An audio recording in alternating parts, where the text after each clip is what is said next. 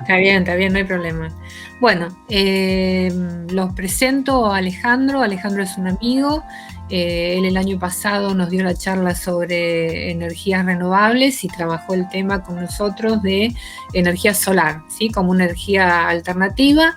Y bueno, tuvimos una charla que justo lamentablemente coincidió que era época también de parciales y de exámenes, entonces no pudo ir mucha gente, pero estuvo bueno el encuentro y hubo gente que sí participó y que ahora también está nuevamente. Así que bueno, Alejandro hoy nos va a contar un poco su experiencia de trabajo en el parque solar que están armando en el proyecto Cauchari, y él es representante de la firma Tecnolatina, ¿sí? Él es uno de los ingenieros que trabaja en el proyecto y bueno, esto surgió por un post que hizo en Facebook, que bueno, él contaba un poco la experiencia de su trabajo en condiciones ambientales que a lo mejor no son las ideales, ¿no? Y bueno, que está bueno que ustedes lo escuchen y que le hagan todas las preguntas que quieran hacer. Bueno, Alejandro, te cedo la palabra. Bueno, buenas tardes a todos, gracias por la invitación. Como dijo Nidia, cualquier consulta, abren el micrófono o la plantean por chat y vamos a responder hoy. Tiempo con la cuarentena es lo que sobra, así que no hay problema en quedarnos charlando. Bueno, ahí en los parques solares Cauchari, o en la zona que se llama Olacapato, es el pueblito más cercano a los parques, que ni siquiera llega a ser un pueblito, conviven hoy dos proyectos. Uno que se llama Estación de Seccionamiento Altiplano y otro los parques solares, que después les voy a decir por qué hablo en plural, de parques solares y no de parque solar. Cauchari 1, 2 y 3. La estación de seccionamiento es un proyecto que nace antes de los parques, justamente porque es donde se tienen que conectar al sistema interconectado nacional, que se llama SADI, Sistema Argentino de Interconexión, y es una línea de 345.000 voltios o 345 kilovoltios que une Argentina con Chile. Es una línea que en su momento fue la línea más alta de Sudamérica en esa tensión y que llega a puntos de 4.600 metros de altura en algunos de los puntos de la traza.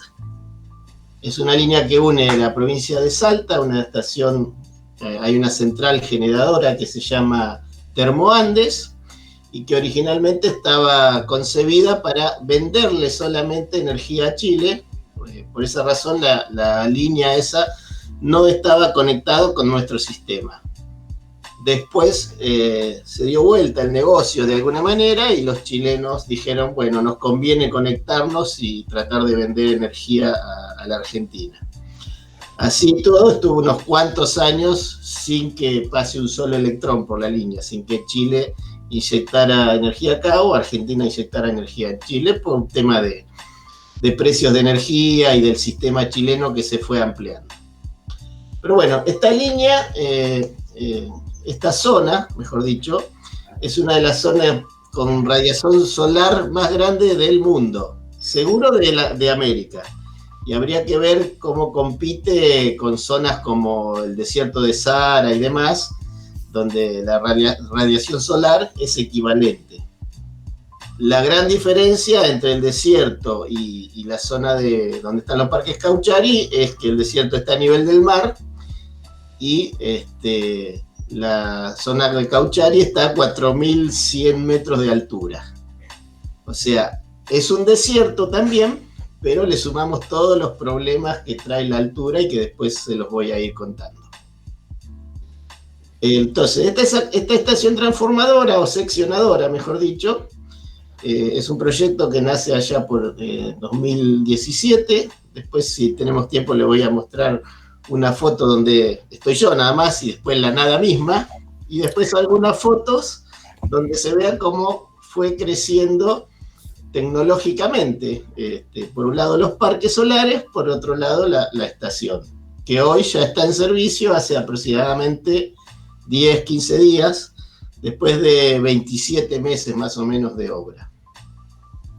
En cuanto a los parques solares, son 3 parques solares, porque cuando se crearon los planes Renovar, que se crearon en el gobierno anterior, cada parque no podía ser más de 100 megavatios, o sea, 100 millones de vatios, para que se entienda más o menos. Entonces se crearon 3 sociedades distintas, que se llamaron Cauchari 1, 2 y 3, y cada una construye un parque de 100 megavatios solares. Para que se den una idea, 300 megavatios, que va a ser la potencia máxima que va a inyectar el parque, pueden abastecer unas 150.000 viviendas, más o menos, totalmente equipadas, ¿no?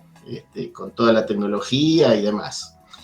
Para que se den una idea de lo que puede abastecer un parque. O sea, una ciudad como la que yo nací, que se llama Bragado, tiene 50.000, 60.000 habitantes, o sea que habrá 30, 40.000 viviendas, para decirlo. O sea, puede abastecer 3 o 4 ciudades del tamaño de Bragado o de Chivilcoy o cualquiera de esas ciudades de la provincia de Buenos Aires.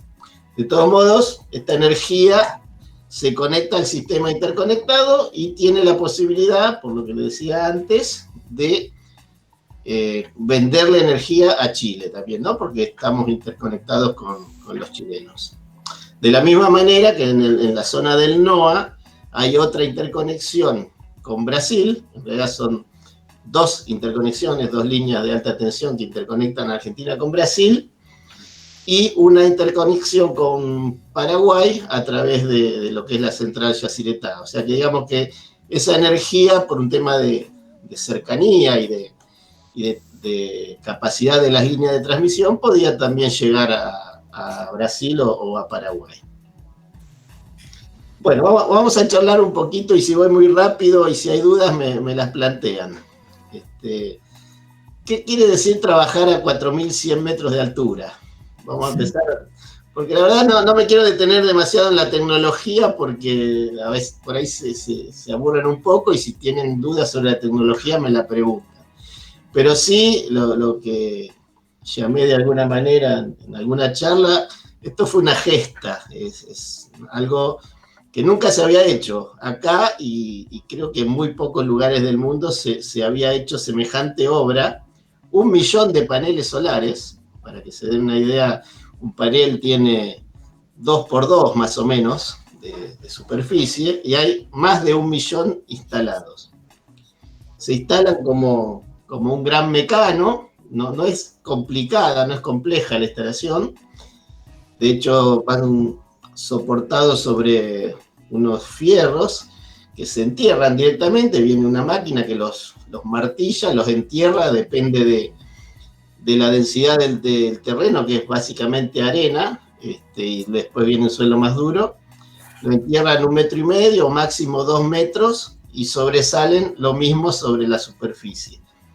Después se van montando otros travesaños, digamos, y sobre esos fierros se conectan los paneles. Se instalan los paneles.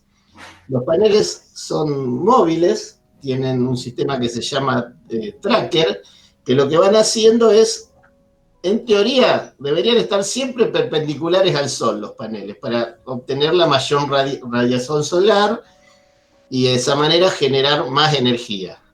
Ahora, como en esa zona hay tanta radiación, lo que hay que hacer es moverlos un poco al ángulo contra el sol, porque si no se calientan tanto que generan menos. Entonces, con ese sistema, que es un sistema de motores automático, los paneles van rotando y van siempre de alguna manera buscando la posición ideal para obtener la mayor energía generada. Bueno, 1 millón de paneles, el primer número que tenemos que tener en cuenta. Después, ¿cómo llegaron esos paneles ahí? Bueno, el lugar está a la ciudad si podemos llamarle ciudad, medianamente grande, más cercana, es San Antonio de los Cobres. Para los que hayan estado por la zona o hayan tenido la suerte de transitar alguna vez el tren de las nubes, el camino que va de Salta hasta San Antonio de los Cobres y luego hasta Olacapato, que es el pueblito cercano a los parques, es el mismo que sigue la traza de la vía del tren de las nubes.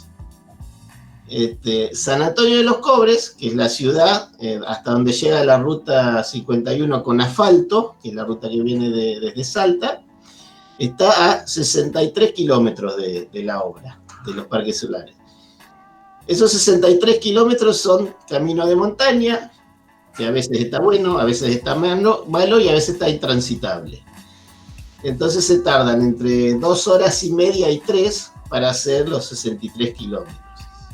Esa es una manera de llegar. El paisaje, para que se den una idea, debe haber, no sé, 20 cerros de 7 colores en el trayecto, de los que tanto venden los jujeños en Purmamarca y demás, que es muy bonito, pero este paisaje es totalmente agreste, no es un lugar turístico, sin embargo es precioso. Eso es yendo por el lado de Salta.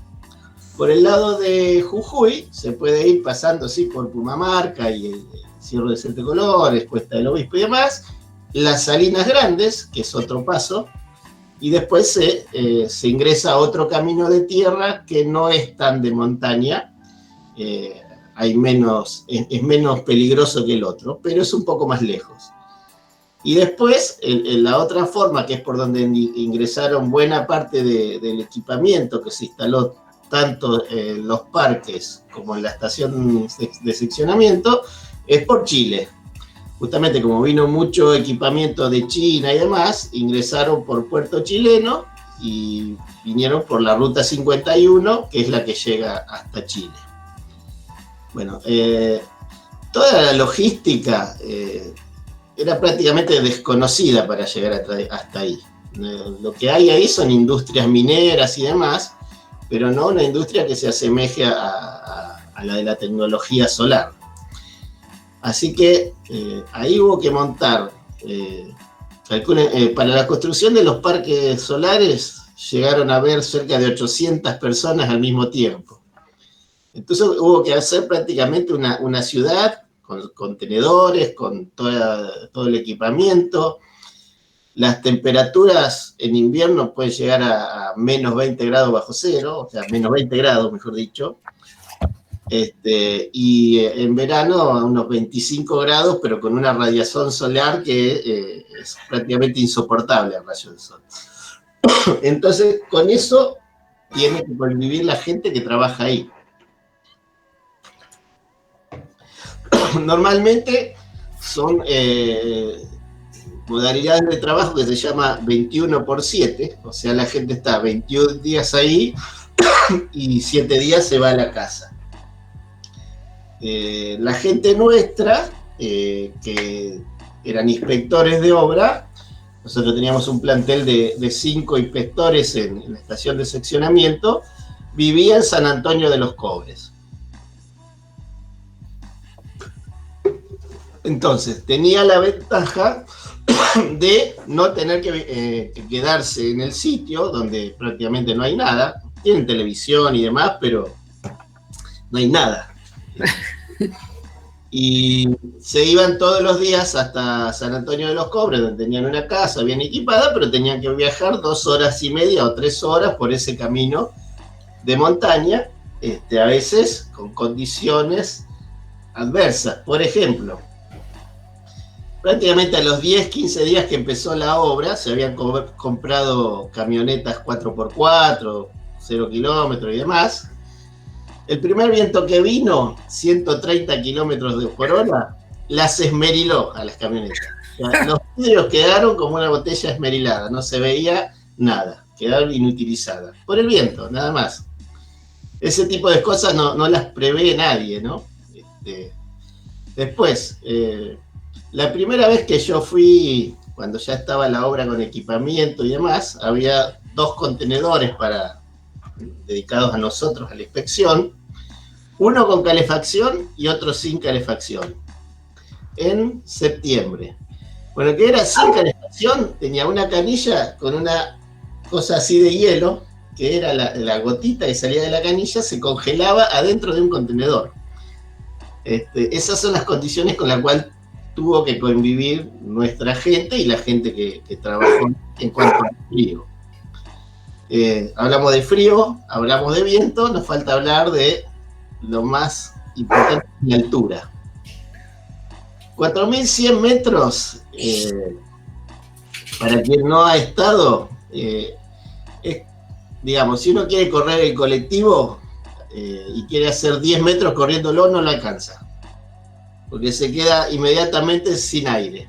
O sea, hasta que el cuerpo no se adapta, que tarda 6 o 7 días en adaptarse y a que la sangre logre tener el contenido de oxígeno que requiere la altura, es imposible hacer ese tipo de cosas. Después hay gente que lo soporta más o que lo soporta menos, y gente que directamente no lo soporta. Hubo gente que se tuvo que volver a Salta o a Jujuy al otro día que llegó, y algunos que no quisieron ir a trabajar directamente porque es muy difícil, es como que continuamente te estén presionando la cabeza, es la primera sensación que se siente, y después, bueno, empieza a ver todas las recetas que tienen los lugareños para ir resistiendo eso. Algunos dicen que hay que comer pastillas de ajo, otro el 80 o el 90% mastica coca. Después, la verdad que a mí lo único que me hizo bien es ponerme un poquito de oxígeno antes de llegar. Todas las camionetas están equipadas con equipos de oxígeno, y con eso nunca tuve problemas. Pero he visto como gente que eran prácticamente atletas caer desmayado por las condiciones que presenta la altura. Imagínense, eso es, digamos, los que hemos paseado por la montaña, vamos de turismo. Esa gente tiene que estar trabajando 7, 8 horas por día, algunos incluso en tareas de altura, valga la redundancia, colgados con arnés y demás. Es muy, muy, muy difícil.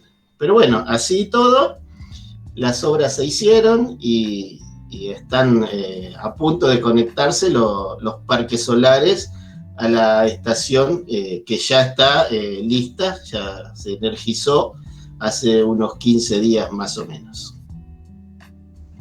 No sé hasta acá si vamos bien, si tienen alguna consulta. No quiero ser yo el único que hable. ¿Abran los micrófonos o seguimos? ¿Seguimos? Bueno. Seguimos. Bueno, ¿quiénes participaron de estas obras?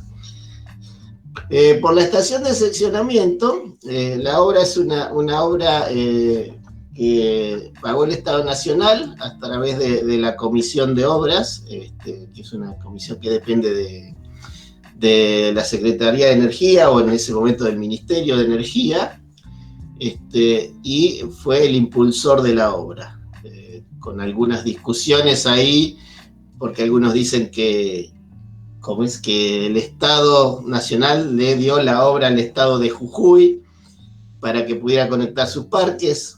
No es tan así, pero algo de eso hay, porque esa obra está pensada para después que salgan líneas de transmisión de esa estación, y no solamente para que se conecten los parques.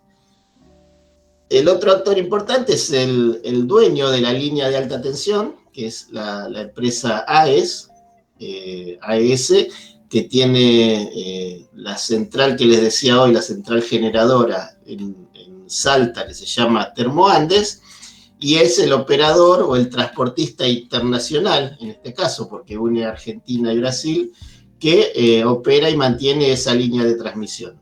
Entonces, la regulación argentina dice que cuando se hace una obra sobre una línea de transmisión que es el operador, que en general es Transener, que es la compañía más grande de transmisión en Argentina, o en este caso el transportista internacional, que es Interandes, tiene el derecho de hacer la supervisión de la construcción de esa línea. Y para eso hay un 3% del monto de la obra se dedica a la supervisión de la misma. Y después, al haber estado el Estado Nacional involucrado, la Comisión de Obras llama a una licitación para la inspección de esa obra, que es ahí donde Tecnolatina, con 2 empresas más en consorcio, una se llama Cointec y otra se llama Latino Consult, ganaron esa licitación y nos dio el derecho a hacer la inspección de esa obra.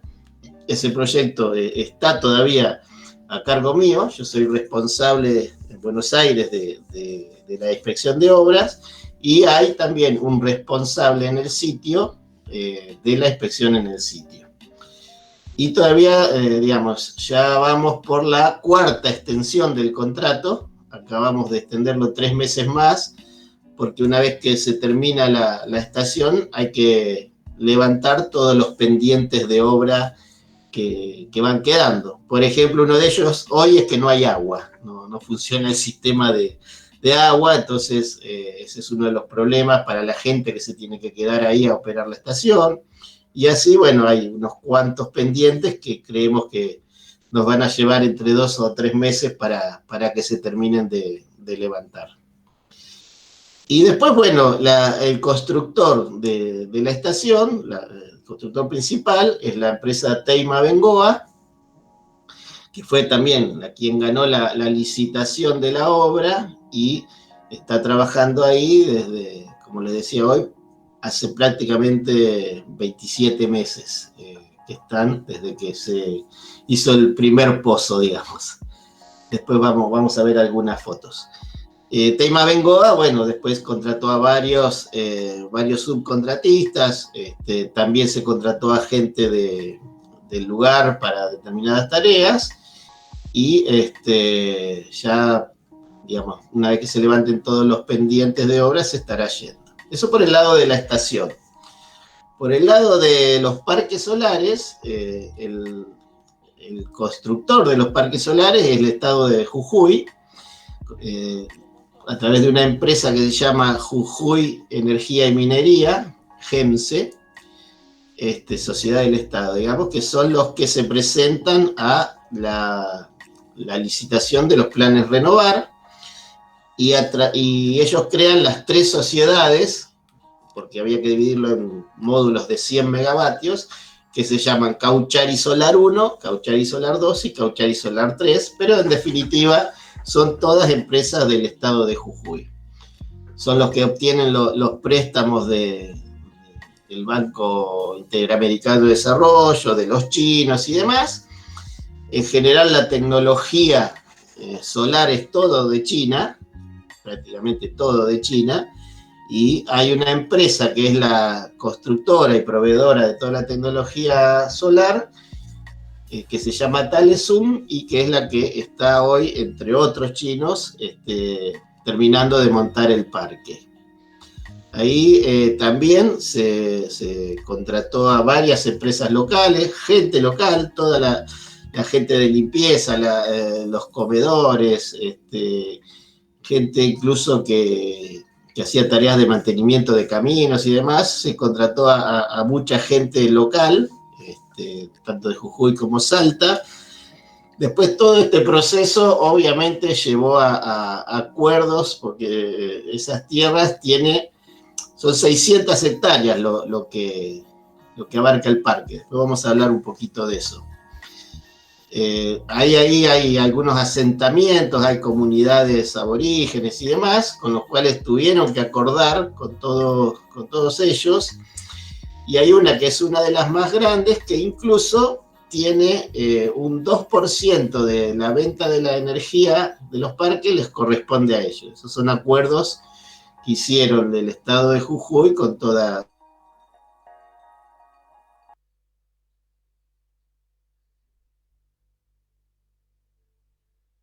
Tuvieron que mover ni viviendas, ni casas, ni nada, pero sí está en tierras que de alguna manera el Estado le había dado a las comunidades, o que las comunidades ya las tenían por motus propio, digamos. Después otra característica también anecdótica del lugar es que está justo en lo que sería el taquito de la bota de Jujuy, y es una zona donde no se sabe muy bien cuál es el límite entre Jujuy y Salta. Ahí. ¿Por qué? Porque había un río que era el límite, que en su momento, hace varios años, el Instituto Geográfico Militar lo determinó como límite entre las dos provincias, pero ese río se secó. Entonces, justo en el lugar donde está el parque y sobre todo donde está la estación de seccionamiento, el límite es desconocido. Entonces no se sabe muy bien si está en Salta o si está en Jujuy. Así que, digamos, como la línea de transmisión la hizo la empresa desde Salta y está teóricamente toda en Salta, bueno, se determinó que esa estación pertenecía a Salta y el Parque Solar a Jujuy, pero hoy por hoy no se sabe muy bien cuál es el límite. De hecho, hubo una lluvia grande en el transcurso de la obra y el río medio como que se formó de nuevo y pasa exactamente donde termina la estación de seccionamiento. Es una cosa. Después desapareció de nuevo, pero ahí en ese momento se formó el límite. Y así, bueno, han aparecido infinidad de contratiempos, muchos. Por ejemplo, pasa un gasoducto que no estaba bien marcado, entonces parte de la estación quedaba arriba del gasoducto, hubo que correrla. Temas de vientos que por semanas no dejaban trabajar, edificios de metal, edificios metálicos que se deforman por la diferencia de temperatura entre el día y la noche, lo que les comenté de las camionetas, gente que la altura se descompone y digamos, ahí obviamente hay un médico, hay una ambulancia, hay una sala de primeros auxilios, pero no alcanza a veces para eso. En su momento hubo un problema grande, por ejemplo, con la comida. Se ve que alguna bacteria entró y, bueno, se contaminó media dotación de personas. Y, bueno, todo ese tipo de cosas van apareciendo cuando se habla de este tipo de obras, que una vez que están terminadas, están bárbaras, son muy lindas, pero es muy, muy difícil pelear contra esas inclemencias del tiempo. Después, ustedes dirán, bueno, ¿cómo sigue todo esto, digamos? Hay más posibilidades, hay desarrollos de algún tipo. ¿Para qué sirve este parque? Bueno, sí, esto ya sigue. A unos 17 kilómetros de ahí se están instalando dos parques nuevos, uno que se llama Altiplano y otro que se llama La Puna, y se hace una obra prácticamente igual.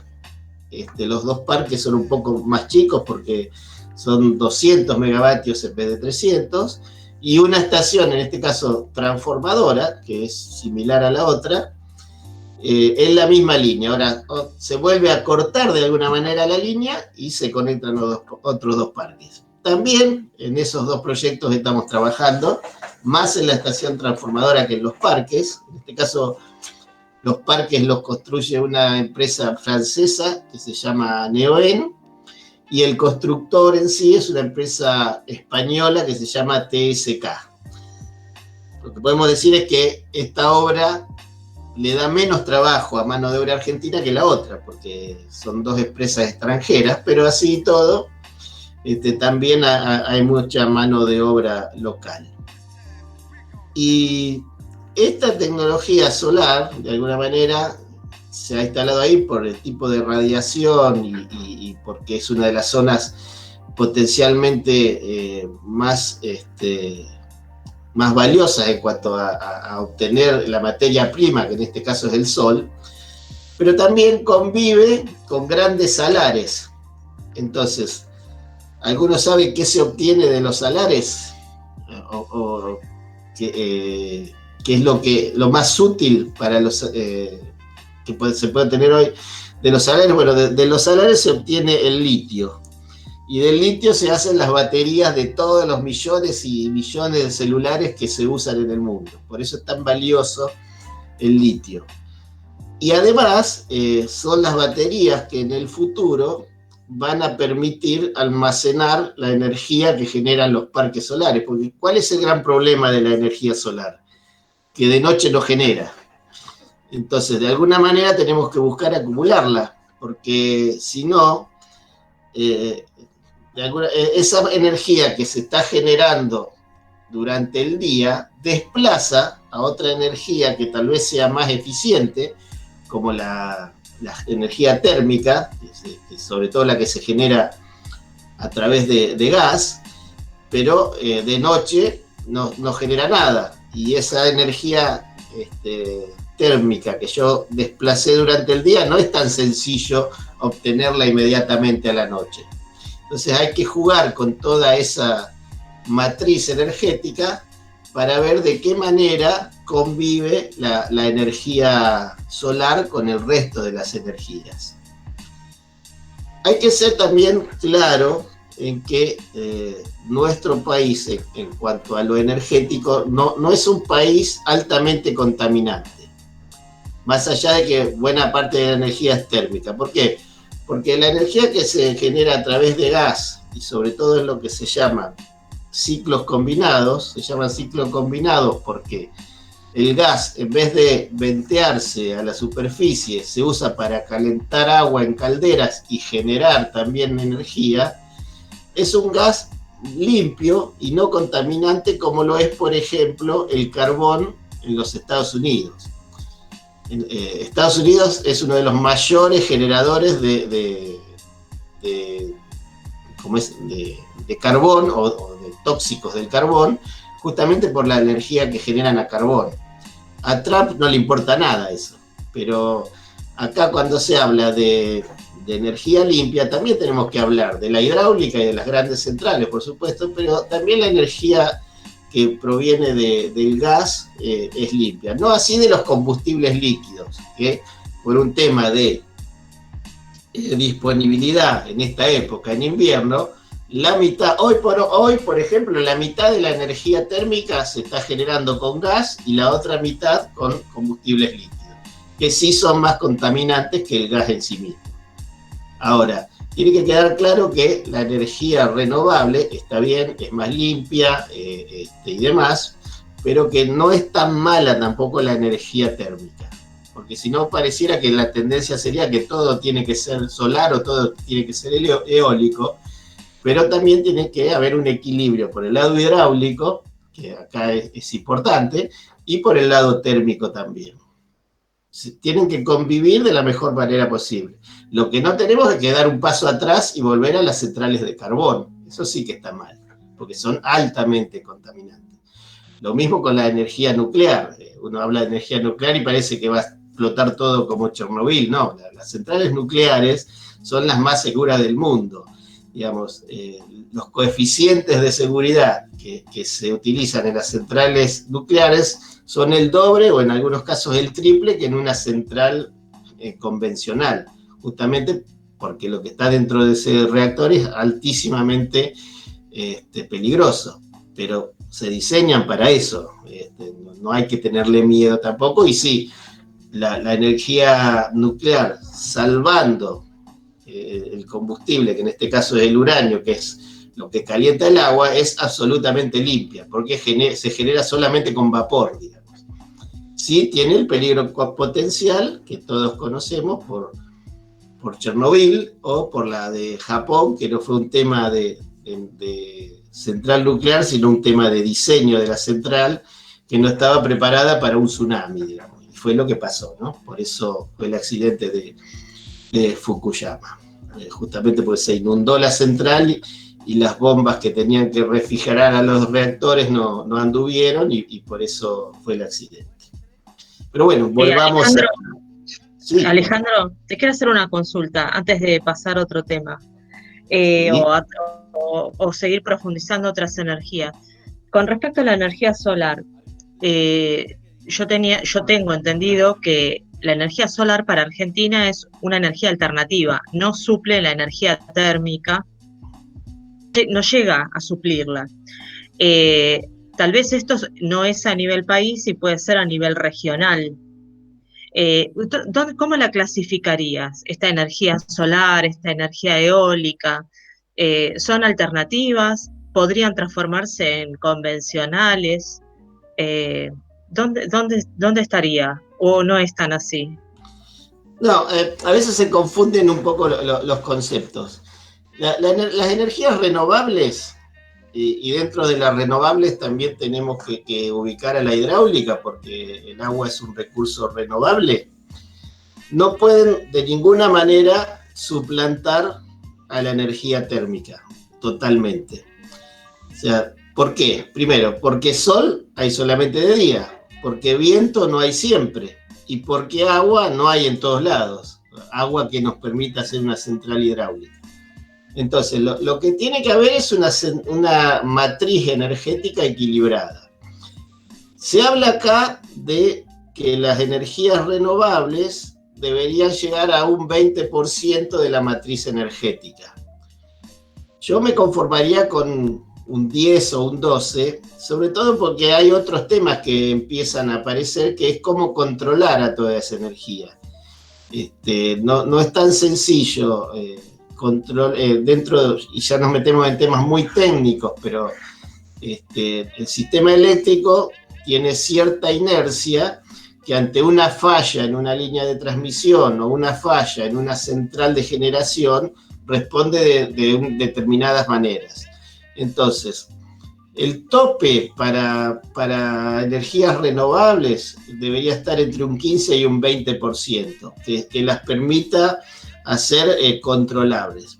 Esto no tiene que confundirse con, como a veces leemos, bueno, hoy en Dinamarca toda la energía que se consumió fue renovable. Claro, pero Europa está toda interconectada, entonces a lo mejor Dinamarca tomó de centrales ese día, durante 2 horas, todo renovable, pero eso no quiere decir que sea todo el tiempo así. Está claro también que en nuestro país hay gas y hay petróleo, y cada vez parece que ese gas y ese petróleo son más abundantes, no que se van a terminar. El tema es cómo se obtiene ese petróleo y ese gas.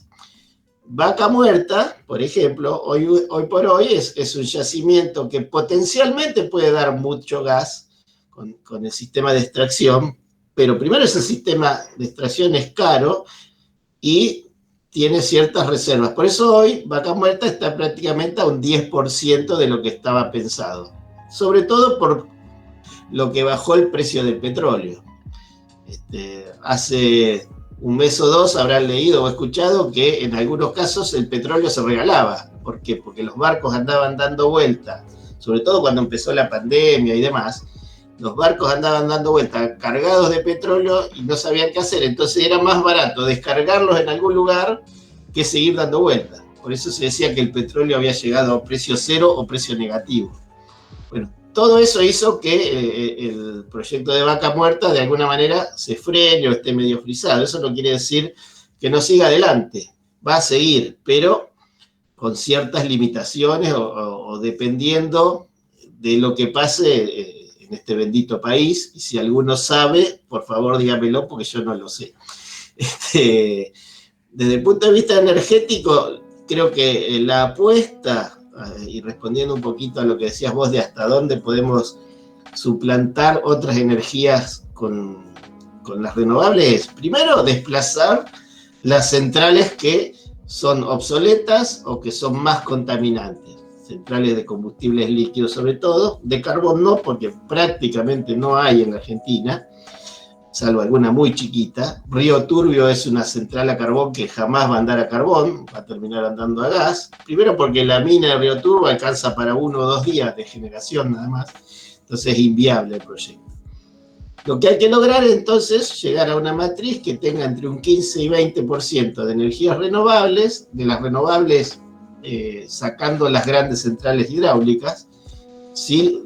Teniendo en cuenta los pequeños emprendimientos hidráulicos, que son los que entraron en el Plan Renovar, y lograr esa energía, sobre todo la solar y la eólica, que no son, que la materia prima, como el sol o el viento, no son permanentes, de alguna manera acumularla.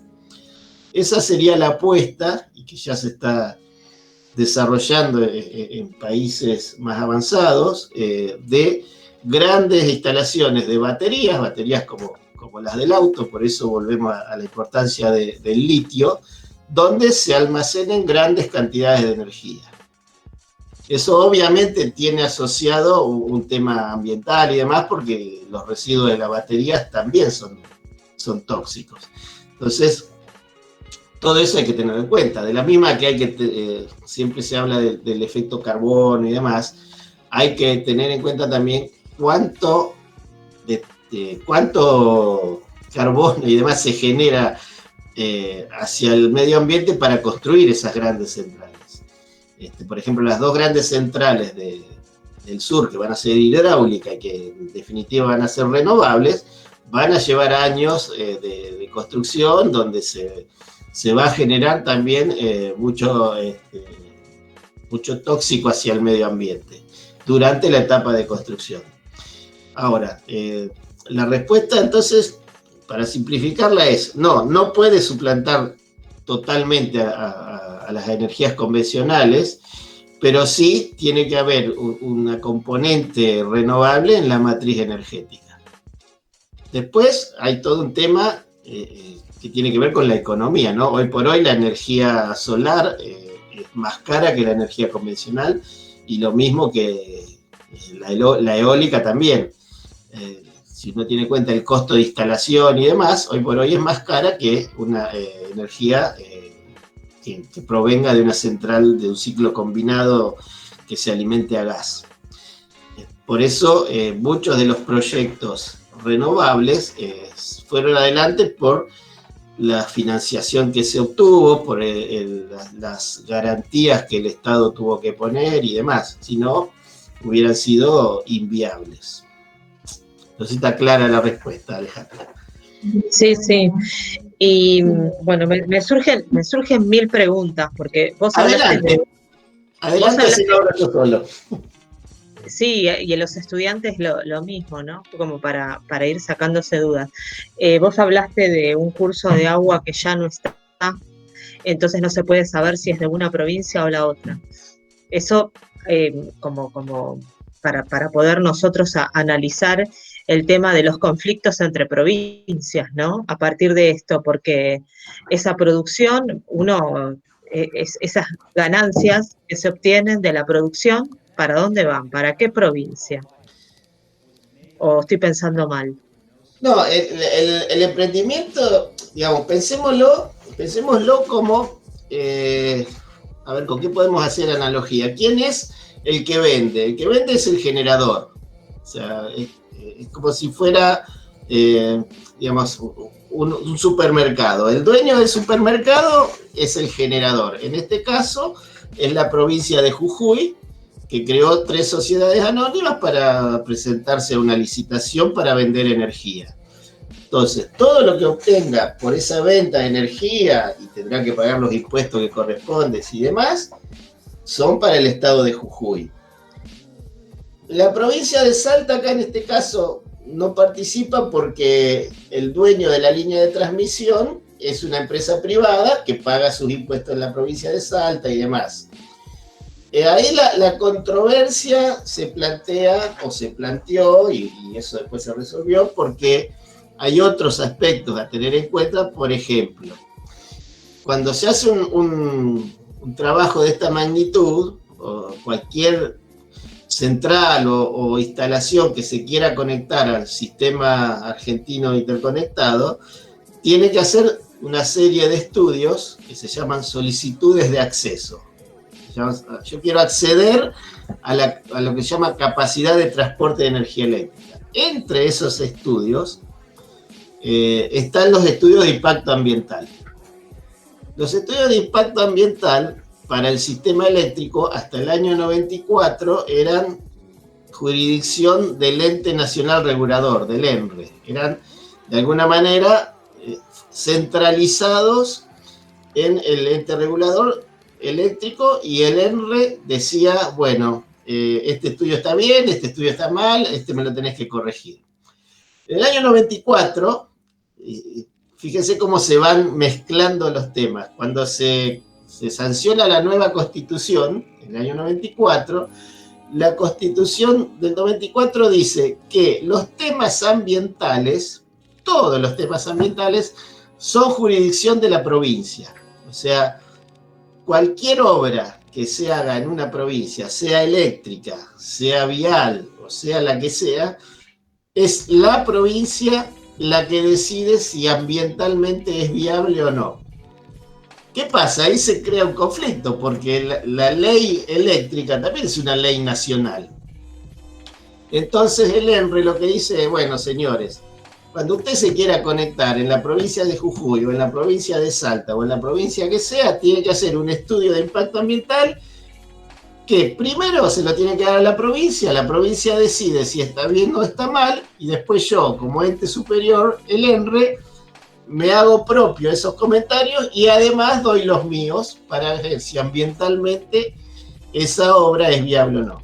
Imagínense en una obra de 600 hectáreas donde no había nada y ahora están tapadas por paneles solares, el impacto ambiental de movida visualmente es muy grande.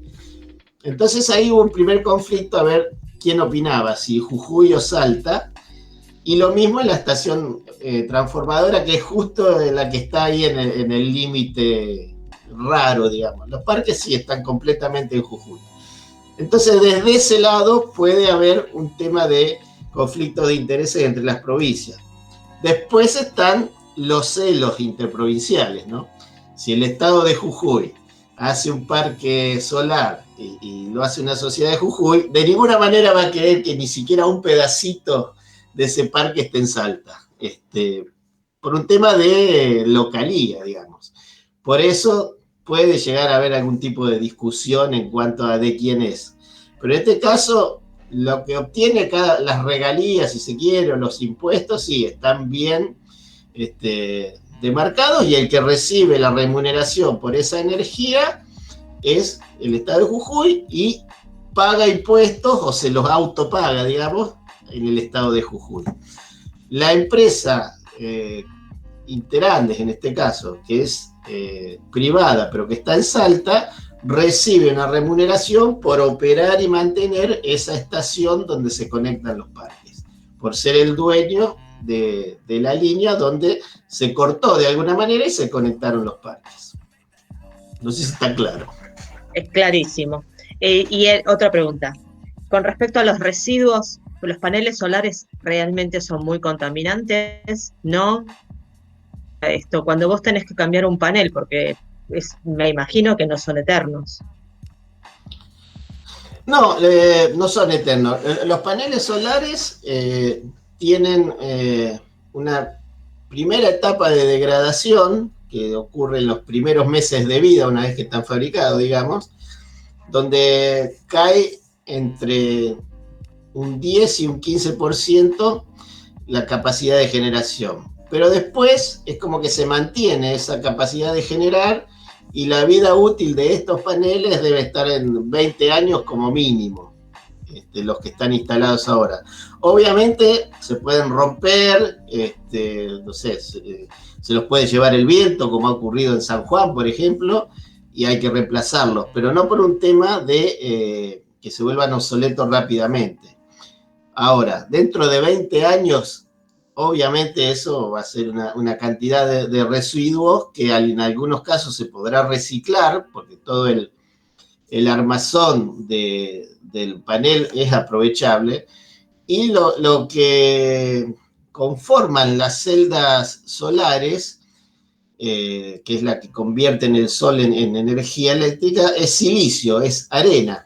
O sea que como contaminante no sería demasiado grave, digamos, que ahora en algún lugar habrá que ubicar a todo eso. Pero eso es como cualquier megaproyecto, digamos. En algún momento se vuelve obsoleto y en algún lugar hay que poner esos residuos, pero en este caso no son contaminantes. De la misma manera que las palas de un molino que un generador eólico no contaminan porque son de metal, digamos. Lo que ocupan es mucho lugar.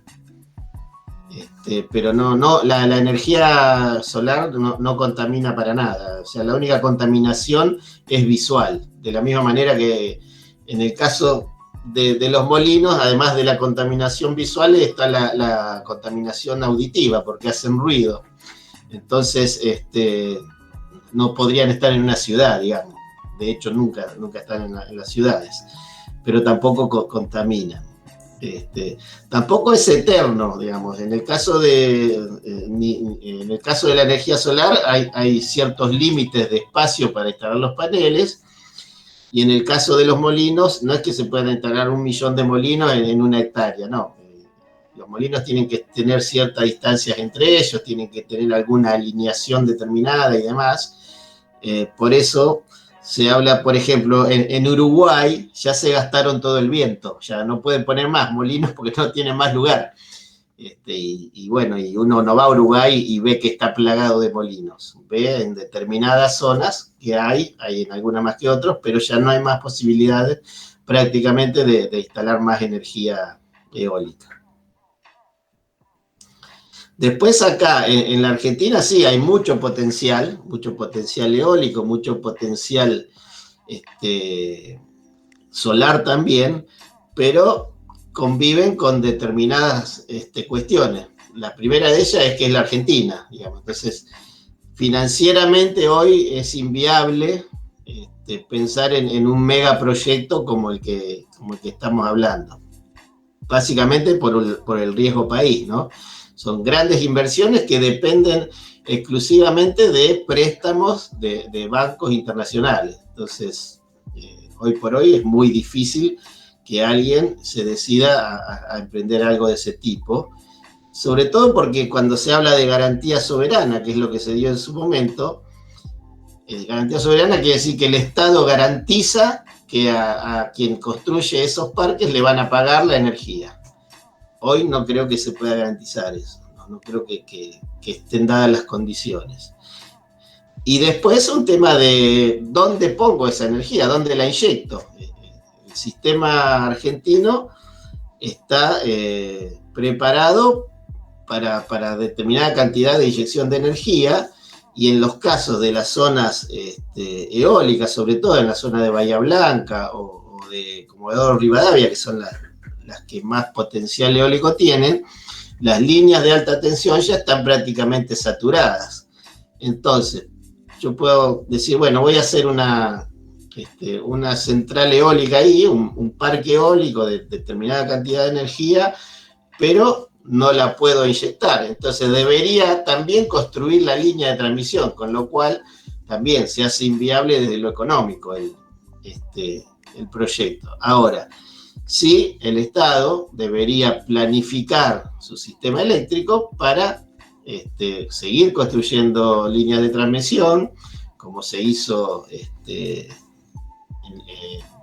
digamos, la última línea de transmisión debe hacer ya 6 o 7 años que se terminó de construir, y ahí si bien están los proyectos, hay un par que se suspendieron y ahora a final del año pasado, antes del cambio de gobierno, se reiniciaron, que una es una línea que une Bahía Blanca con Mar del Plata, que cuando van a Mar del Plata hay un pueblito que se llama Viboratá, antes de llegar a Mar del Plata, y que ahí termina esa línea. Ese proyecto había quedado suspendido y se está finalizando ahora, y hay un proyecto de unir esa estación transformadora Viboratá, que físicamente sería el nodo Mar del Plata, con el nodo Gran Buenos Aires, que está en la estación Abasto, que es una estación muy grande que está ahí en la ruta 2, justamente en Abasto, y que cuando pasan por ahí la verán yendo para Mar del Plata hacia la derecha de la ruta. Ese es uno de los proyectos que está en danza, y después hay otras líneas proyectadas que en su momento se sacaron las licitaciones de algunas a la calle, pero ya a mitad del año pasado prácticamente después de las PASO, digamos, cuando empezó cierta debacle hacia el día de hoy, quedaron suspendidas las licitaciones, pero los proyectos están y están listos los pliegos para que se construyan y en algún momento se construirán y habrá más oportunidades de conectar energía renovable a esas líneas de transmisión. Hoy por hoy un proyecto grande, renovable, es muy difícil de que cierre financieramente, justamente porque hay que también agrandar el sistema eléctrico por donde iría esa energía. Lo que sí está de alguna manera arrancando, y para mí es una de las cuestiones que más debe estudiarse y que más se debe fomentar, es lo que se llama generación distribuida. ¿Qué es la generación distribuida? Bueno, yo vivo en un lugar con mucho espacio o tengo una casa con un techo muy grande, o en mi zona vivo en una chacra donde hay un régimen de viento permanente. Bueno, me instalo mi propia mini central eólica o mi propia mini central solar arriba del techo de mi casa, genero para mí y cuando me sobra se lo entrego a la red. Eso se llama generación distribuida, ya está la ley, debe faltar alguna reglamentación nada más, y después todo lo que tiene que ver con la tecnología, ¿no? O sea, cada uno en su casa tendría que tener medidores de energía que no solo me cobren, sino que también me paguen, o que compensen de alguna manera la energía que yo consumo de Sure, de Noro, de que sea, pero que ellos mismos me compensen cuando yo le entrego a ellos con mi tecnología que me instalé. Hoy por hoy lo que hay muchos son paneles solares chicos para consumo propio o calefones solares también. Eso está bastante instalado y se debería llegar a lo que está pasando, por ejemplo, en Europa, en Alemania y otros países bastante más avanzados que nosotros, donde la generación distribuida es una moneda corriente, digamos. Otros países, por ejemplo, y eso también se está ya pensando y en algunos casos por ley obligando o por ordenanza, es que los grandes edificios tienen que tener en el techo, acá en Buenos Aires y en algunos puntos de la Argentina, tienen que tener instalada generación solar para abastecer determinada cantidad de consumo del propio edificio. Por ejemplo, la empresa donde yo trabajaba antes, ahí en Valentín Alsina, el 5% de la energía se generaba con paneles solares que estaban en la terraza de la empresa. Y así hay muchas empresas que toman, por un lado, por un tema de energía limpia y por otro lado, por ahorro, ¿no? Acá todavía la energía sigue siendo hoy medianamente barata, antes era muy barata, pero todavía es un bien accesible, digamos. Seguimos todo el mundo cuidando bastante poco el ahorro de la energía. Yo veo infinidad de casas con las luces prendidas y nadie se ocupa por ir y apagarla, porque sigue sin dolernos el bolsillo. Nos duele un poco más que antes y en algunos lugares más que en otros, sobre todo en el interior, que es bastante más cara que en Buenos Aires, Gran Buenos Aires, pero no duele, vale mucho más por lo que nos da, sobre todo el consumo de un celular que el consumo eléctrico en la casa. O sea, y en definitiva, tener luz a veces implica tener otras cosas, tener un motor que saca agua o que llena un tanque y demás, y como sigue sin dolernos demasiado el bolsillo, usted me dirá, no, yo antes pagaba 500 y ahora pago 2.000, y sigue siendo barata, por lo que nos proporciona, digamos. Después hay casos donde sí, por determinadas causas se ha aumentado mucho y duele, como en el caso de los clubes de barrio y demás, pero son otros temas, digamos. Son lugares donde prácticamente la energía estaba regalada y donde ahora les cuesta más o menos lo que les tiene que valer, pero son otras discusiones. Me preguntan, ¿un club de barrio debería tener subsidiada la energía? Sí, sin duda. ¿Yo la debería tener subsidiada? No. Yo debería pagar lo que corresponda y creo que la mayoría de nosotros debería pagar en función de lo que consume. Y cuando empieza a doler hay que cuidarla. Si tengo 3 luces, bueno, pongamos LEDs, apaguemos 2 y veamos con una sola. Veamos si me conviene consumir gas o consumir energía eléctrica para cocinar. Hay un montón de preguntas que hoy prácticamente nadie, debe haber muy poca gente que haya estudiado si le conviene cocinar con gas o cocinar con electricidad. Muy poca gente. Y en algunos casos debe convenir con gas y en otros casos debe convenir con electricidad, seguro. Y la cuenta de luz le va a llegar mucho más cara. Pero si suman la de gas y la de luz, seguramente van a gastar menos. Ese tipo de preguntas son las que un país avanzado y que piensa no solo en el costo de la energía, sino en lo que implica consumir determinada energía o ponerme yo mi propia energía en el techo de mi casa, todavía no ha llegado acá. Ha llegado en algunos casos, pero debería ser mucho más masivo eso. O sea, plantearme si me conviene,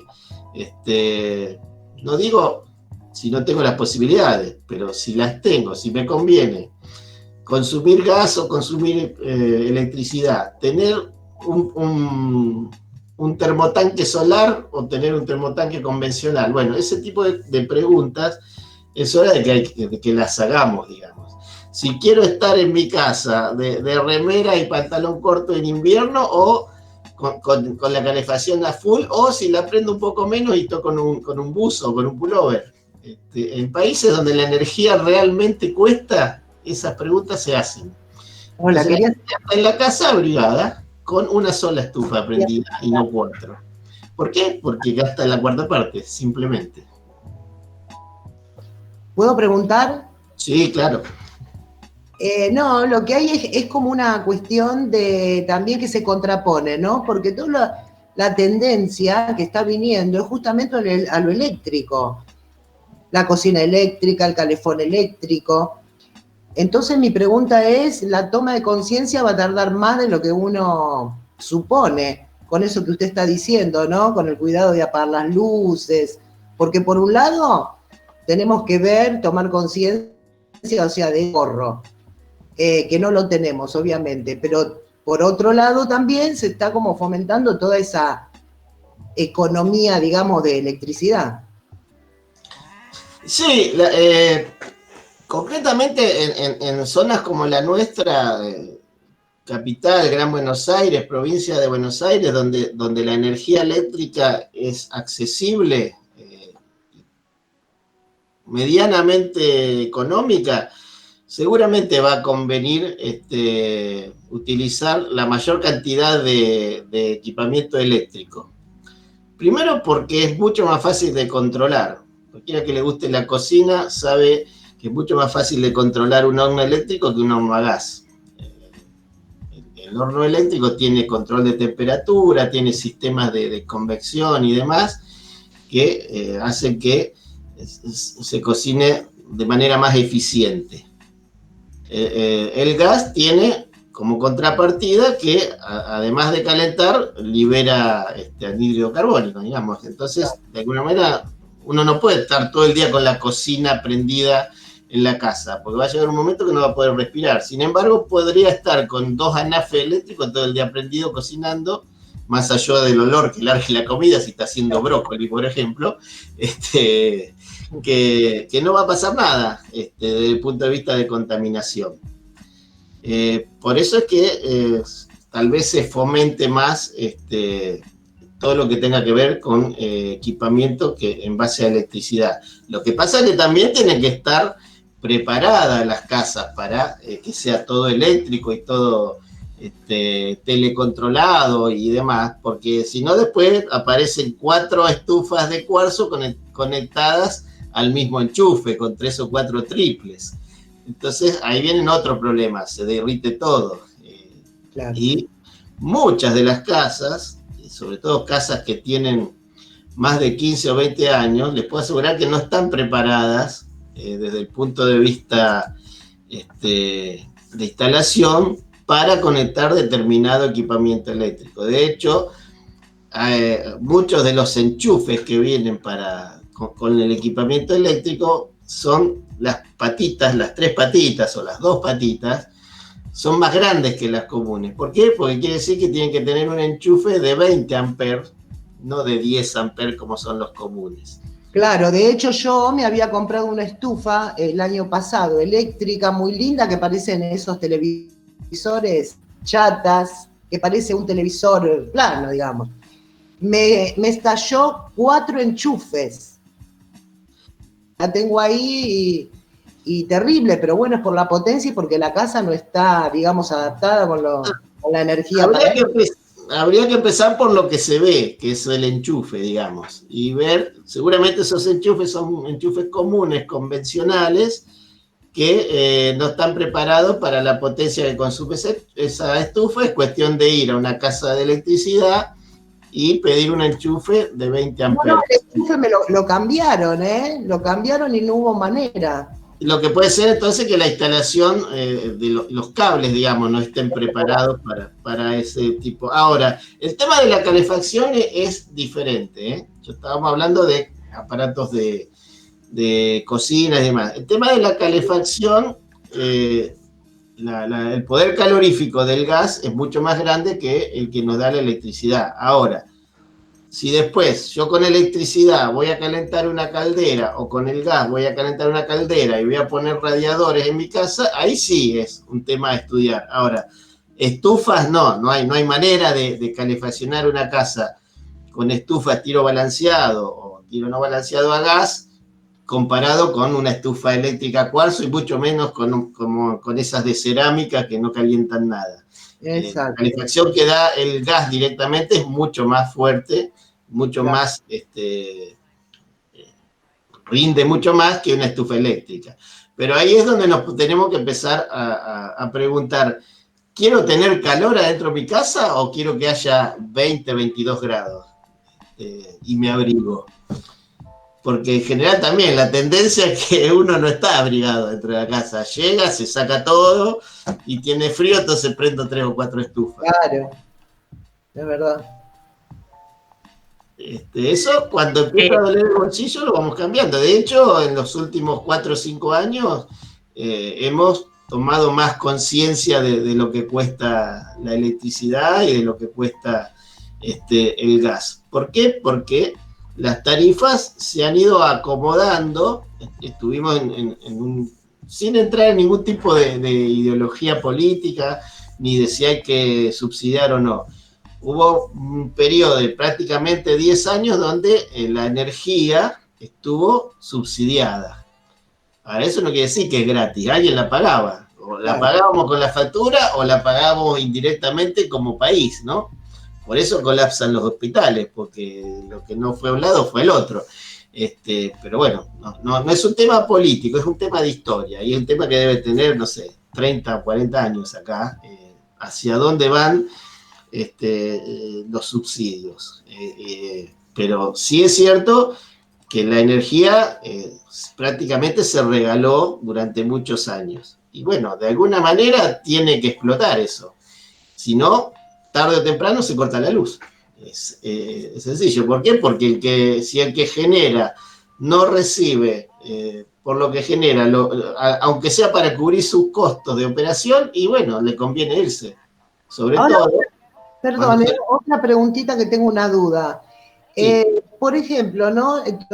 No entiendo nada de energía, o sea, de luz y todo eso, pero el crecimiento poblacional de algunas zonas, digamos, influye en lo que son, digamos, la red eléctrica con respecto, digamos, a los cables, porque a mí me dijeron, por un lado, poblacional al crecer, eso hace que sature todo el sistema eléctrico. Por otro lado, me dijeron que el sistema eléctrico es obsoleto ya y que, bueno, deberían cambiarlo absolutamente todo porque son súper antiguos, pero que esos cables, como vienen de China, porque no sé, son un material muy especial, que no sé de qué están hechos, salen, pero una fortuna poder lograr, digamos, traerlos de allá.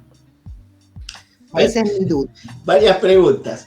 Primero, la ley la ley de privatización del año 92 dice que la compañía distribuidora, Edenor, Edesur, Edelap o la que sea, las cooperativas, son responsables de llevar el suministro a todas las casas, a todas las industrias, a todos los hogares, con la calidad de servicio que se determina y que tiene determinados parámetros. O sea, el responsable de que a vos te llegue a la puerta de tu casa la energía con la calidad que hace falta es la compañía distribuidora que te cobra por ese servicio. Ahora bien, eso dice la ley. Lo que pasa que desde el año 92 hasta acá hubo infinidad de cuestiones que algunos respetaron, otros no respetaron. Las tarifas no fueron creciendo como tenían que crecer, entonces el distribuidor dice, no, a mí no me pagan por la luz lo que me tienen que pagar, entonces yo no voy a hacer inversiones en la red. Entonces, ¿qué hago? Emparcho. Y si se pincha un cable, y lo emparcho. Y bueno, así se fue degradando la red eléctrica, sobre todo en las grandes concentraciones urbanas, hasta y las multas que se tenían que aplicar no se aplicaron, etcétera, etcétera. Entonces pasa lo que vos decís en determinados puntos. Ahora, eso de que los cables son chinos y qué sé yo, no, eso no es verdad. Los cables, obviamente debe haber cables chinos mucho más baratos, por supuesto, pero en la Argentina hay empresas que fabrican cables, sobre todo para baja tensión, que son los que se utilizan en las casas. Lo que es cierto también es que en determinadas zonas también, sobre todo en algunos barrios de Capital y de Gran Buenos Aires, se ha dejado crecer a la población sin tener en cuenta esas cosas, pero no tienen en cuenta ni los cables, ni las cloacas, ni el gas, ni nada. No es un tema exclusivo de la electricidad. Eso es la palabra mágica, que creo que es desde los 80 que no se usa más, que es planificación. Acá no se planifica nada, entonces hagamos country, total no importa, ganémosle tierra al río, total que se inunde en otros lugares, no importa. Y lo mismo pasa con tus cables. Va creciendo la demanda y no se tiene en cuenta a la hora de reemplazar el equipamiento que, como bien decías al principio, termina siendo obsoleto. Ahora, la segunda pregunta que nos tenemos que hacer es si yo estoy dispuesto a pagar la tarifa que corresponde para que me cambien todo eso. Y eso es otra discusión, que es el argumento a veces de las compañías eléctricas. Entonces te dicen, no, yo para que vos tengas, que no caiga la tensión y que conecte todas las estufas que quiera, etcétera, etcétera, tengo que tener determinada tarifa. Ellos presentan ese plan, entonces vienen los revisores de estas tarifas, porque no es tan fácil aumentar, y dicen, no, señores, ustedes acá dicen que compraron 20 camionetas y resulta que compraron 5 nomás. Entonces la tarifa no puede ser la que... Y bueno, esas son lo que se llama RTI, revisiones tarifarias integrales, que se van haciendo cada 5 años y que llegó un punto en donde todo eso se distorsionó y llegamos al estado en que nos encontramos hoy, donde en determinados lugares las distribuidoras no pagan por lo que reciben. O sea, las distribuidoras reciben energía de los generadores. Y directamente dice, la generación de energía está administrada por una empresa que se llama Camesa, que administra todo el mercado eléctrico y que es la que le cobra a los distribuidores y les paga a los generadores. O sea, le cobra al consumidor y le paga al generador. Y bueno, esa cadena de pagos se ha cortado. Entonces, es un problema. Pregunta, ¿los cables de alta tensión también los fabricamos nosotros? Los cables de alta tensión de esas grandes torres de 500 kilovoltios, no. En general vienen o de China, que es uno de los grandes fabricantes, de Brasil también, y algunos cables vienen de Portugal y demás, pero ese tipo de cable en Argentina no se fabrica. Se fabrican en general cables de baja tensión o de media tensión. Gracias. Alejandro, me gustaría que, porque ya son 19:20, es como de hablar, para poder ir cerrando, energía solar. Bien. ¿Cuáles son las condiciones óptimas? Y si podríamos tenerlas, por ejemplo, en Buenos Aires, porque ya vimos que me parece que las condiciones no dan. ¿Cuáles son las condiciones óptimas de esa energía solar? Para decir invierto. No, las condiciones son obviamente grandes extensiones de terreno y grandes periodos de radiación solar. En la provincia de Buenos Aires eso obviamente no es así. Hay determinadas zonas donde podría obtenerse una cantidad de tiempo de sol, pero hay también asociado en nuestra provincia un régimen de lluvia, de días nublados y demás, que no van a ser condiciones óptimas para un emprendimiento solar. Sí hay determinadas zonas donde son más propicias para emprendimientos eólicos, por ejemplo la zona del sur de la provincia, Bahía Blanca y demás, y para otro tipo de energías renovables que no son tal vez de tan gran escala como son la energía a través de biocombustibles, digamos. En su momento muchos productores sojeros apostaron a que con esos granos que cosechaban generar energía, pero a baja escala, digamos. Ahora, sí en las grandes zonas, como la zona de La Puna, de Jujuy, de La Rioja, de Córdoba, donde hay más cantidad de tiempo de radiación solar y grandes extensiones donde puedo concentrar esos equipamientos, sí, los emprendimientos desde el punto de vista económico son viables. Ahora, más allá de eso, la gran componente o la gran interrogante acá es qué financiación consigo para hacer esos proyectos. Porque en definitiva yo tengo que ver cuánto me van a pagar por esa energía, hacer la cuenta y ver si mi inversión cierra con ese negocio. Siempre que lo emprenda un privado, cuando lo emprende el Estado es diferente, ¿no? Porque ya hay se toma a la energía como un servicio público, digamos.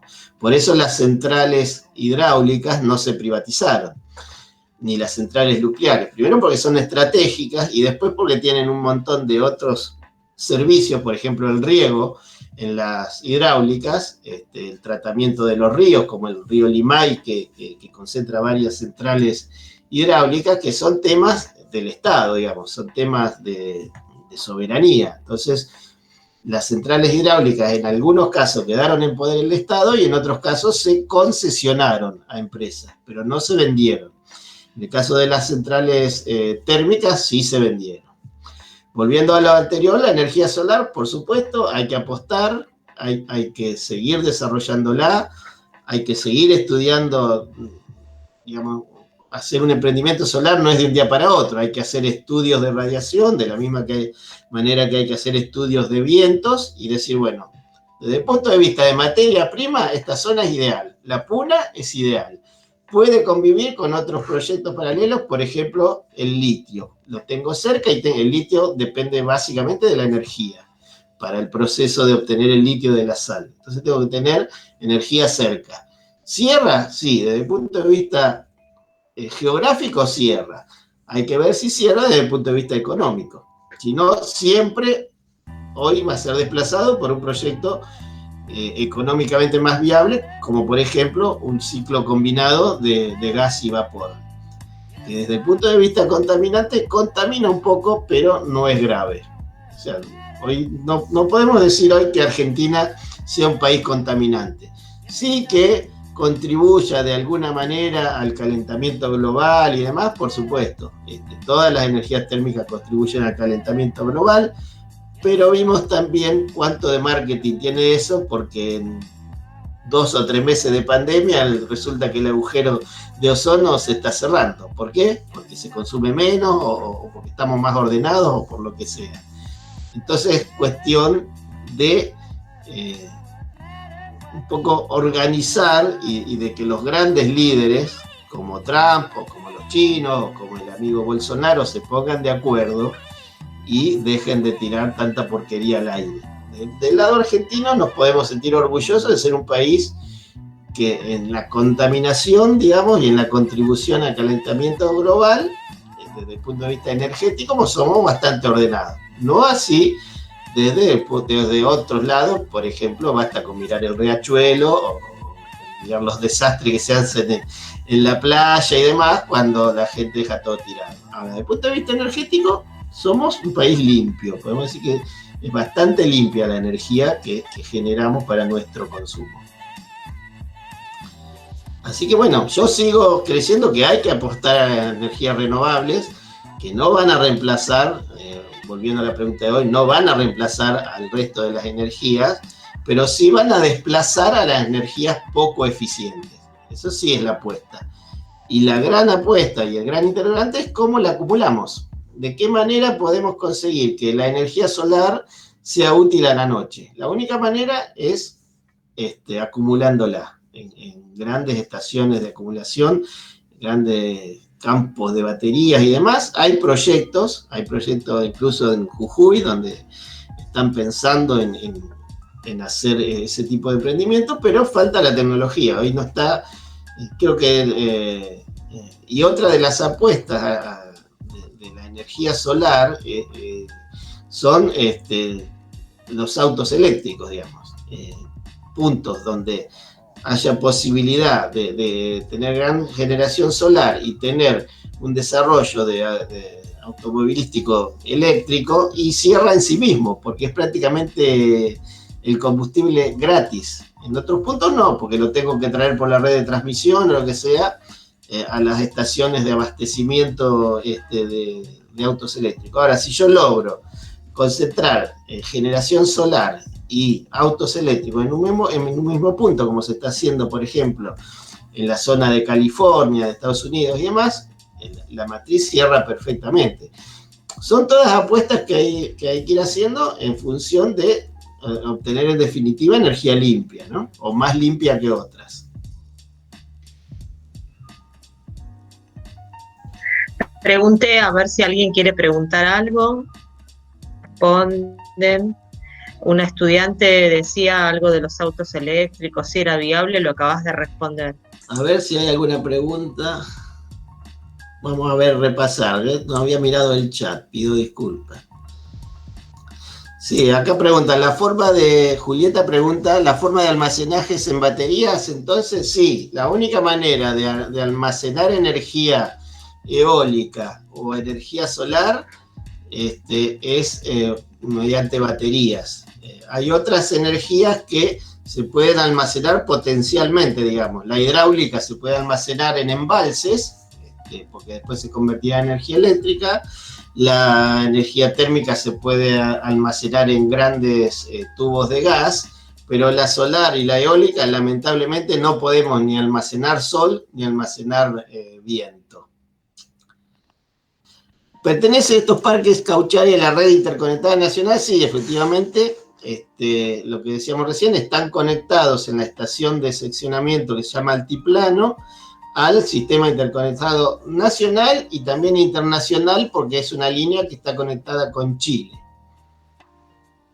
Está hablando de la contaminación por extracción de carbón en los Apalaches. La verdad no conozco ese proyecto. Sí, permiso. Alejandro, puse yo el comentario porque, bueno, yo soy profesora de los alumnos de cuarto año en problemas espaciales americanos y justamente uno de los temas de análisis es la contaminación por la extracción de carbón en los Apalaches, y vos estabas justamente aclarando que la energía solar, inclusive la energía obtenida a partir del gas, es mucho más limpia que aquella que se obtiene a partir del carbón. Esa fue la aclaración que le hice a los alumnos. Sí, no estaba hablando, la verdad desconozco el tema en los Apalaches, pero sí sé que Estados Unidos es uno de los grandes generadores de desperdicio por generación justamente eléctrica con carbón. Lo peor es que no les importa. No. Ellos rechazaron el protocolo de Kioto sobre el cambio climático. Dijo George Bush, primero está Estados Unidos y su industria. Por ello, bueno, hay una deforestación muy importante por lluvias ácidas en el bosque templado apalachiano, justamente producto de la contaminación. Sí, la verdad que el carbón es un gran problema. De la misma manera que creo que esta pandemia les está demostrando a los americanos que a veces se equivocan, digamos. Sí. Y no es casualidad, ellos votaron a Trump y por eso es presidente, digamos. Se empiezan equivocando de antes. Pero bueno, ojalá que les sirva de lección, ¿no? Después. Sí, es muy difícil que las potencias industriales hagan un trabajo de protección del medio ambiente. Bueno, Estados Unidos no lo hace, China tampoco lo hace, también tiene serios problemas ambientales. Y también ellos utilizan mucho el carbón como materia prima para la generación de energía. Sí, no, ni China ni Estados Unidos son los ejemplos a seguir. Yo seguiría otros, por ejemplo, bueno, yo soy un gran admirador de los países nórdicos, Noruega, Suecia, Dinamarca, Alemania. Desde ese punto de vista, creo que son ejemplos a seguir.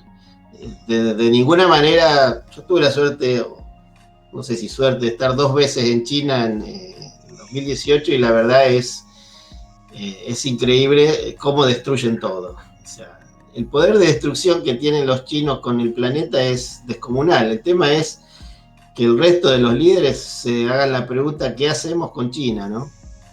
¿Los aislamos y que se destruyan entre ellos o dejamos que nos invadan como lo están haciendo ahora? Sea como sea, ¿no? Por el coronavirus o por la tecnología o por los juguetitos o por los celulares, es una invasión permanente la de China. Y no es casualidad, ¿no? Y bueno, para cerrar, me llama mucho la atención que, por ejemplo, en Inglaterra, que los ingleses son dueños de empresas petroleras, se están utilizando cada vez más los autos eléctricos y los híbridos. Bueno, Italia también, pero Italia no tiene combustible, ¿no? Se utilizan los autos híbridos con estaciones de carga justamente para ser utilizados o auto eléctrico o auto híbrido nafta eléctrico. Eso se está utilizando cada vez más en Europa.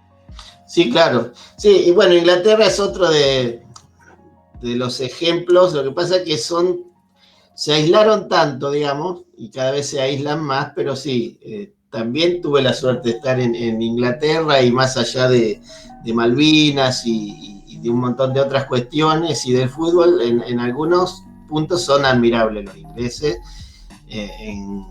Primero en el grado de localía que tienen y de cuidar sus propias cosas. De hecho, hasta entre ellos, entre los británicos, digamos, se pelean justamente por ser tan locales, ¿no? Los ingleses con los escoceses y demás, pero sí en muchos aspectos, de ser un país que ultra contaminante por sus minas y demás, y todas las películas que vemos por ahí, a ser ejemplo en ese tipo de cosas, ¿no? En ese tipo de tecnología. Después, en otras cosas, está bien que no los querramos, pero sí, otras cosas son ejemplos así. Eso está bien. Gracias. Alejandro, acá Liliana te pregunta algo, fíjate en el chat. Sí, estaba siguiendo las preguntas, baterías. ¿Es más barato el gas envasado que el de red? No es más barato, es mucho más caro. Es un tema también de todo el proceso que lleva el gas desde que sale de boca de pozo hasta meterlo en una garrafa, y es otro gas, no es el mismo gas, el gas de red, que el gas envasado en garrafa. Lanús Centro, los 9 usan todo eléctrico y el 50% del verano no tienen luz porque no dan abasto. Bueno, es un tema de cómo está diseñado el edificio y la red de dónde se conecta ese edificio, ¿no? No es culpa solamente del edificio, es culpa tal vez o responsabilidad de la distribuidora, como les decía hoy.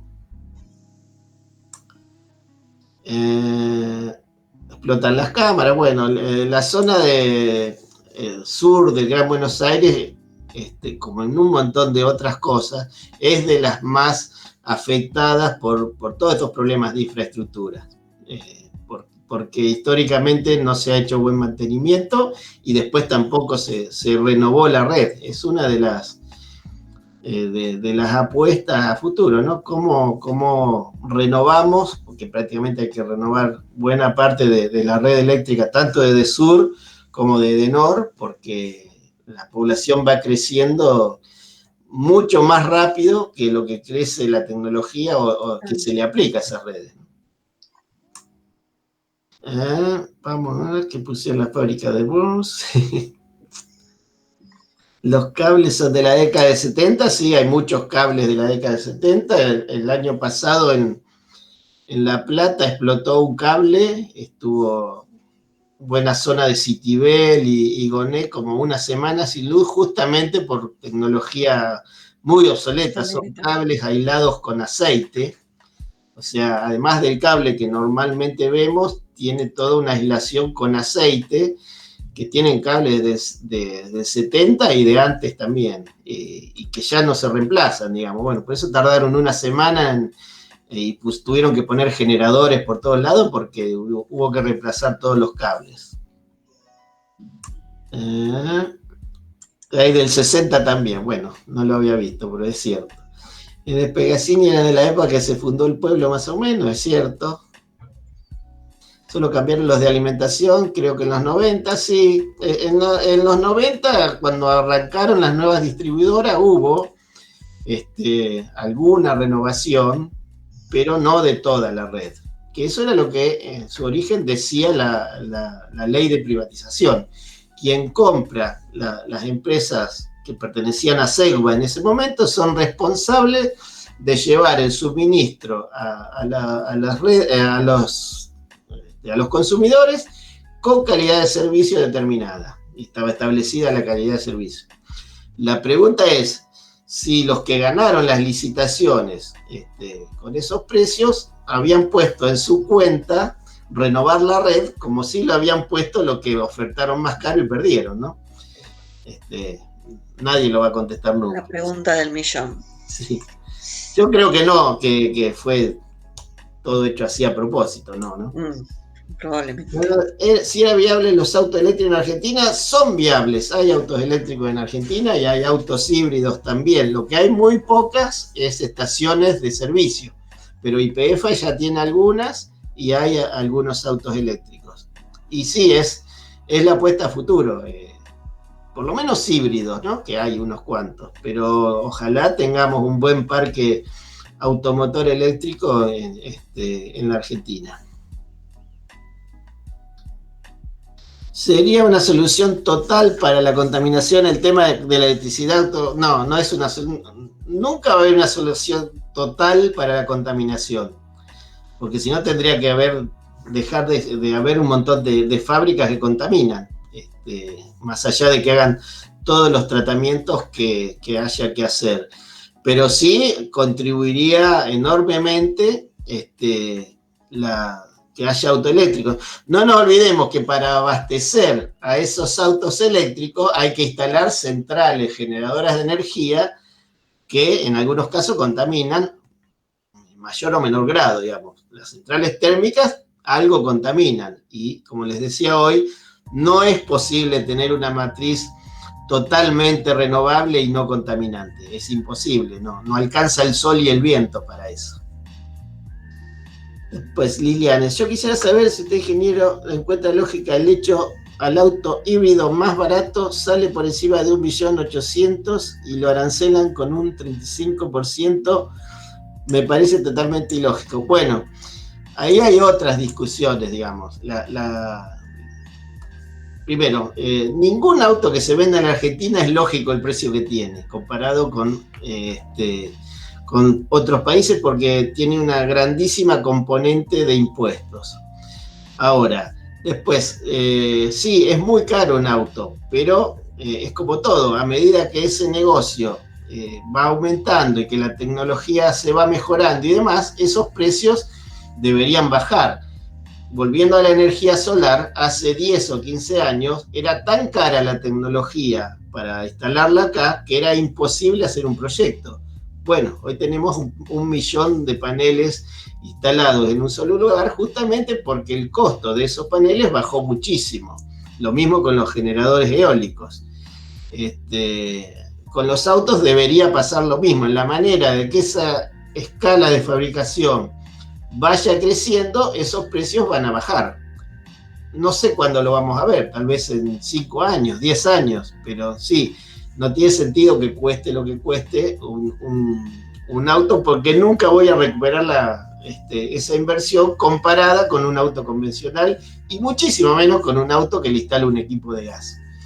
Ahora, también está el tema de la contaminación. Debería fomentarse a quien usa un auto que no contamina, con menor costo de patente, con incentivos para que eso sea así. Acá es al revés, a los autos que tienen gas, que contaminan menos que los autos que usan nafta, le cobran más impuestos o más patente o más seguro que a uno que no lo tiene. Pero bueno, en varias cosas vamos en contramano.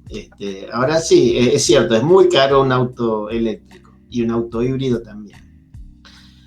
¿Cuánto tiempo va a pasar para poder nosotros, los particulares, tener generación de distribuida? No mucho, no mucho. La ley se está reglamentando.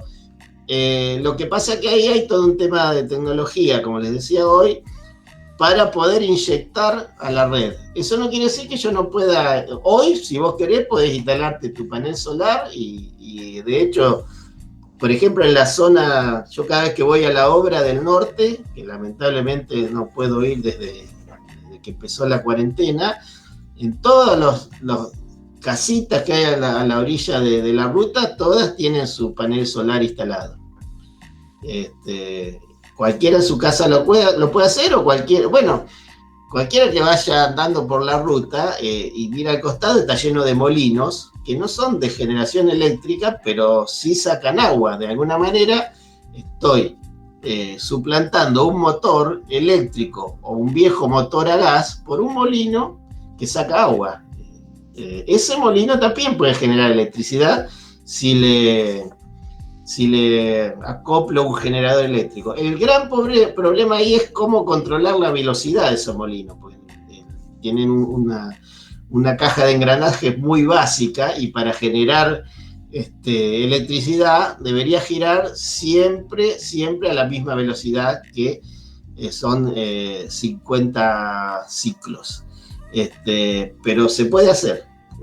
Y la energía distribuida es una cuestión de corto plazo, diría.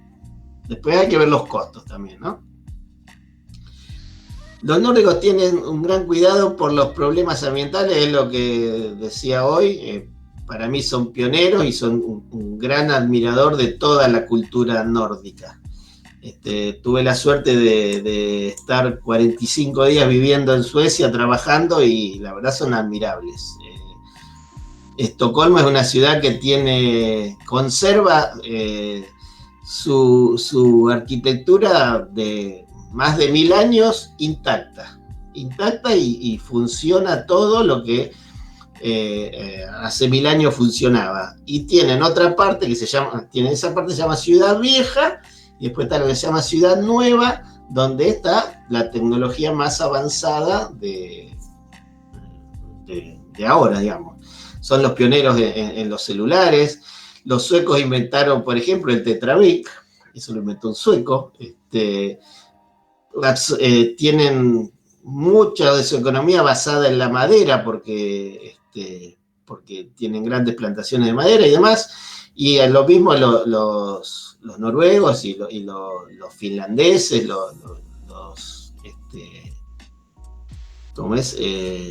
daneses, la verdad yo admiro, y de tener que viajar, viajaría de nuevo ahí y no a Nueva York, por ejemplo. La verdad que es admirable. Planteo lo del híbrido porque no necesita cargarse en la red. No necesita cargarse en la red, pero mientras está funcionando a combustible líquido, contamina más que un auto eléctrico. El eléctrico sí, obviamente aumenta la demanda de electricidad en las estaciones de carga. Después dice, además de los clásicos, le colocaron un 35 más por auto lujoso. Sí, bueno, es un tema impositivo. Lamentablemente los autos acá no son del todo accesibles por la gran carga impositiva que tienen.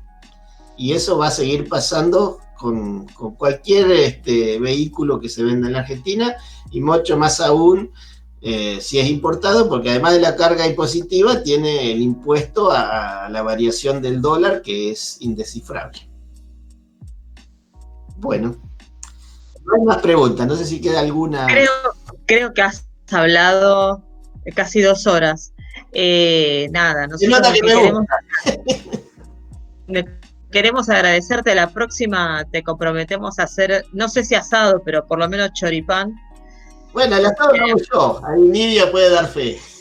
En el profesorado y nada, para poder celebrar un poco el poder encontrarnos. Así que millones de gracias por este tiempo y por todo lo que nos brindaste. Bueno. Y bueno, me quedan un montón de cosas para poder trabajar con los estudiantes a partir de esta charla. Y esto está bueno. Vos tenés mi mail o mi WhatsApp, si quieren mandarme consultas, no hay ningún problema. Las que pueda se las contesto.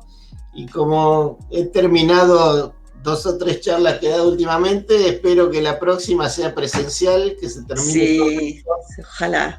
Y es muy lindo el Zoom, es muy lindo el Meet, pero el contacto es mucho mejor. ¿Sí? Claro que sí. Seguro. Bueno, un abrazo y muchas gracias. Muchas gracias. Mucho. Bueno, gracias. Muchas gracias. Gracias, Ale. Gracias, Nini.